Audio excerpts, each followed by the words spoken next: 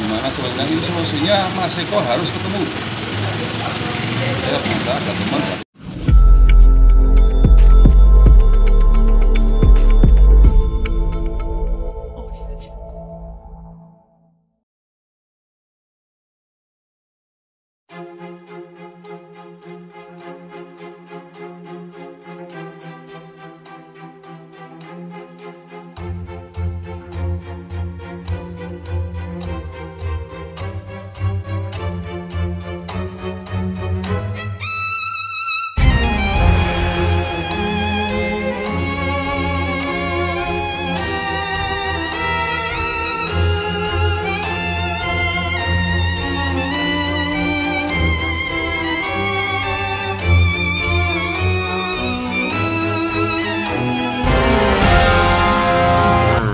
Kan dalam prakteknya nanti 200 juta untuk modal, kenyataannya kan tidak dapat. Jadi dia bilang katanya itu kalau pembayaran itu setiap seminggu itu ada laporan, terus dalam seminggu itu laporan dan 3 hari berikutnya adalah pembayaran. Jadi ketemunya itu setelah pengajuan tagihan nanti 3 hari pembayaran. Kalau bilangnya sumber dananya untuk membayarin takjil itu dari mana, Pak?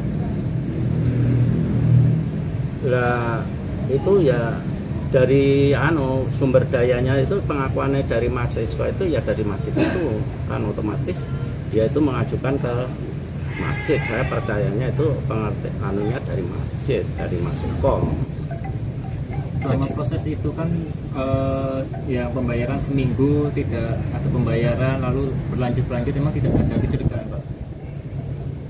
Dalam itu saya sudah yakin soalnya dia itu sering keluar masuk, kelihatannya nggak tahu ya, pokoknya sering dia itu entah itu keluar masuk masjid atau sering itu kayaknya dia itu ada kerjasama dalam pengajuan apa nggak tahu kayaknya.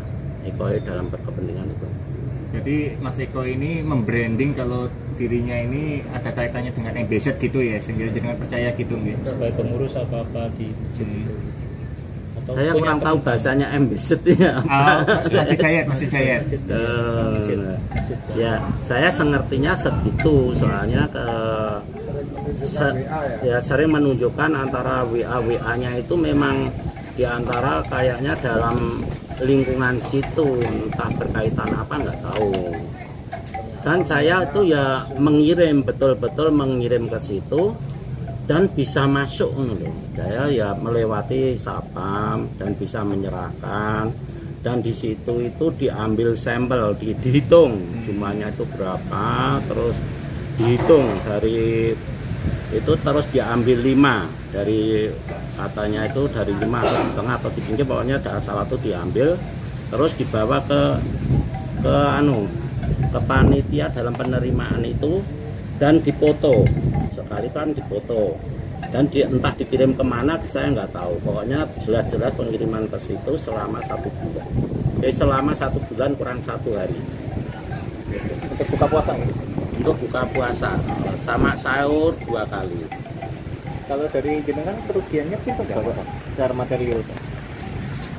Kalau totalnya keseluruhan kan 900 berapa pastinya berapa nggak tahu, antara 2 catering itu. Jadi kalau satunya itu ya sekitar 450 atau sekitar itu, tapi itu jumlah keseluruhan.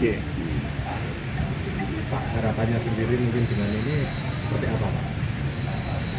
Harapannya saya itu mengirim ke Masjid Jayat itu mencari rezeki, dan harapan saya itu ya mendapatkan rezeki dari kiriman itu.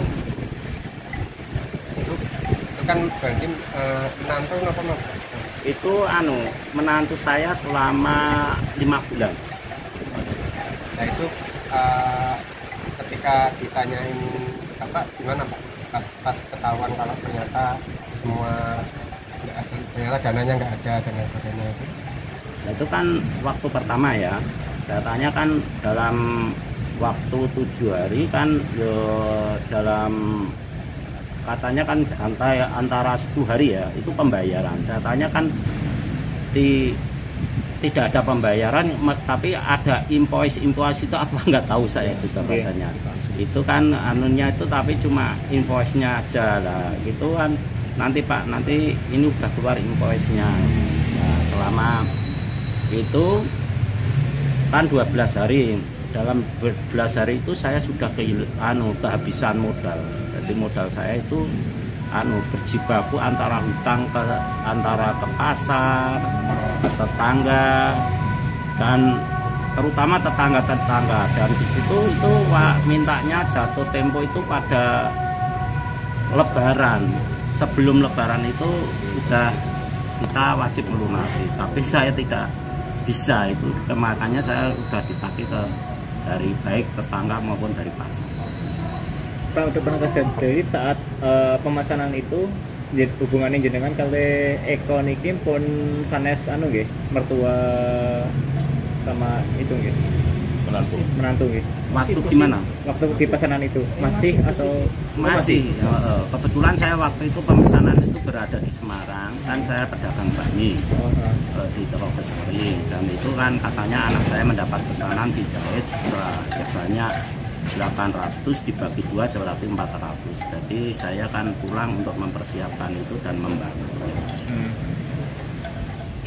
Gimana selesai ini solusinya Mas Eko harus ketemu. Saya bisa ke teman, akhirnya titiknya Bungawi. Kan ya sering kesini akhirnya kenal lah. Sini kontaknya.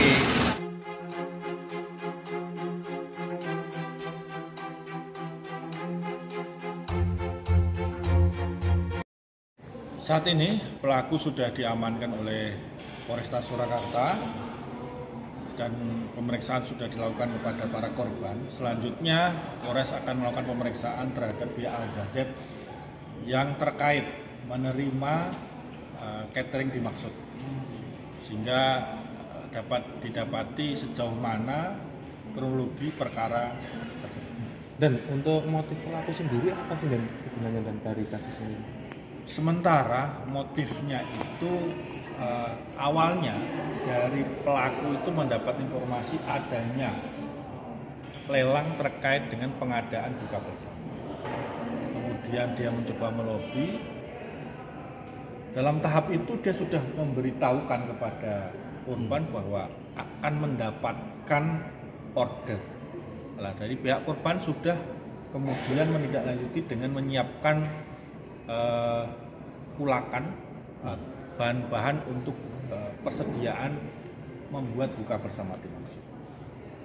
Sementara dia merasa malu memberitahukan yang sebelumnya bahwa order atau DO dia belum mendapatkan, sehingga dia mengarang cerita bahwa dia mendapatkan DO dimaksud. Agar masakan itu diterima, dia menyampaikan kepada Al-Jadid bahwa ini sumbangan sukarela dari hamba Allah. Tapi untuk status pelaku sendiri di Masjid Zayed itu apa dan bagaimana? Pengurus atau apa atau? Pelaku bukan siapa-siapa. Hanya saja memang terhadap pengurus Al-Jazid itu menurut dia itu teman kuliahnya dulu. Nah, keuntungan yang didapatkan dari pelaku ini sendiri apa dan melakukan ini? Sementara dari pemeriksaan awal ini dia tidak mendapatkan keuntungan finansial. Sekali lagi kemungkinan karena dia malu untuk menceritakan bahwa dia sebenarnya tidak punya DO, itu yang melatar belakangi dia mengarang-arang cerita kepada korban. Dan perlu digarisbawahi salah satu korban itu mertuanya sendiri ya. Dan garis bawahnya bahwa dia melakukan itu motifnya adalah sementara ini malu karena untuk mengakui bahwa dia sebenarnya tidak punya DO dimaksud. Dan kan kemarin sudah sempat bertemu dengan antara korban dan pelaku. Sudah ada permintaan maaf atau seperti itu? Belum. Jadi kemarin itu kita pertemukan bukan untuk memediasikan, tapi untuk mendalami dari para pihak kronologi perkara tersebut. Dan apakah dari korban sendiri tidak muncul kecurigaan? Artinya ketika 3 hari atau mungkin sepekan tidak ada DP atau uang yang masuk, sementara korban sendiri ini terus menomboi dari uang pribadi mereka. Mereka sempat menanyakan, namun demikian pelaku inisial E itu memberikan jawaban-jawaban yang meyakinkan kepada korban bahwa dari awalnya itu per minggu akan dibayar DO-nya di akhir bulan puasa. Dan setelah akhir bulan puasa ditagih kembali, dia mengarang cerita lagi setelah hari raya. Sehingga korban merasa yakin bahwa DO itu sebenarnya benar-benar ada. Masih belum ditingkatkan atau mungkin seperti apa? Saat ini status tersangka kita sudah tahan, SPDP sudah kita kirimkan ke jaksa. Dan terkait Jaya tadi itu rencananya kapan ya teman hilangnya? Tadi yang didalami apa aja dari pihak Zahid? Nanti dari pihak Zahid kita akan dalami kekaitan bahwa apakah benar tidaknya terkait dengan penerimaan sumbangan itu, sumbangan tanda kutip itu, kemudian benar nggak apakah ada DO atau tidak. Ya kalau misalnya itu untuk memperkuat dugaan penipuannya, ketika tidak ada DO dari Al-Zahid berarti penipuannya itu benar-benar secara faktual terjadi.